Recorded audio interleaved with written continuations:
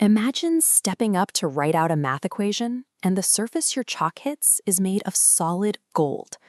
When Principal Ram Narayan and the locals first walked through the doors of the Bengaluru Pathshala, they stopped dead in their tracks. They were looking at an architectural impossibility. Every single touchpoint in the room had been cast in bullion. The floorboards gleamed, the teacher's podium was a heavy metallic monolith, and row after row of student desks were forged from pure polished gold. It is a natural human reflex to see this much concentrated wealth and immediately make a leap in logic. We assume that infinite material investment mathematically guarantees a premium education. We get distracted by the spectacle. The glare of the precious metal makes it easy to mistake the value of a container for the quality of what actually goes inside it. But put yourself in the seat of a 9-year-old in that room. A golden desk of your desk could buy a large farm. Your focus shifts from the lesson to the furniture. This chart visualizes the resource outcome paradox. As the bar representing physical infrastructure spending spikes rapidly, the line tracking actual academic output remains entirely flat over that exact same period. The students find themselves mesmerized by their own reflections in the desks. Instead of listening to a lecture, they are busy wondering if the gold is real or if they can scrape a piece of it away.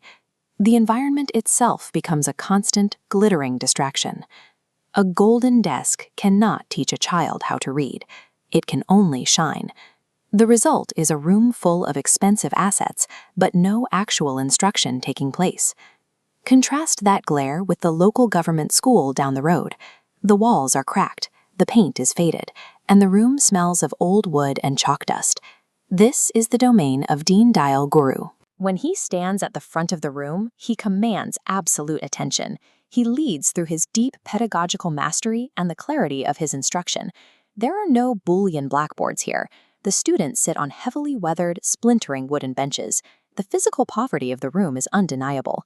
Without the distraction of glittering walls, a student's attention has nowhere to go except toward the teacher.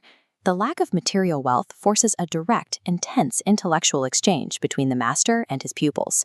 If you look past the peeling paint and focus on the surface of those splintered desks, you see what that exchange produces. The students are deeply engrossed in Chaturangam. Chaturangam is an ancient Indian strategy board game that serves as the direct historical ancestor to modern chess. It is a highly sophisticated tool for cognitive development. This diagram maps out the complex strategic thinking happening in real time. To master this grid, a child must calculate branching probabilities, exercise deep foresight, and process raw logical talent under pressure. Deen Dayal Guru actively shapes this mental architecture. He cuts through the noise of a dozen possible moves and guides the students to recognize the strongest path, actively cultivating genius with nothing more than carved wood. These children are thriving. Their environment offers zero physical comfort, so it instead demands and rewards sheer mental wealth. When Ram Narayan observes this level of focus, his awe of the golden school evaporates. He sees that the physical spectacle was an obstacle to actual development. The locals call Deen Dayal's classroom Manchi Shiksha Di, a term for high-quality education and strong discipline. The value of this mentorship compounds over a lifetime, out-yielding the static price of any precious metal. Institutional prestige is built on the quality of the mentorship and the deliberate daily cultivation of raw talent. The legacy of a brilliant educator shapes the decisions of generations. A structure built only of gold remains a static, empty vault.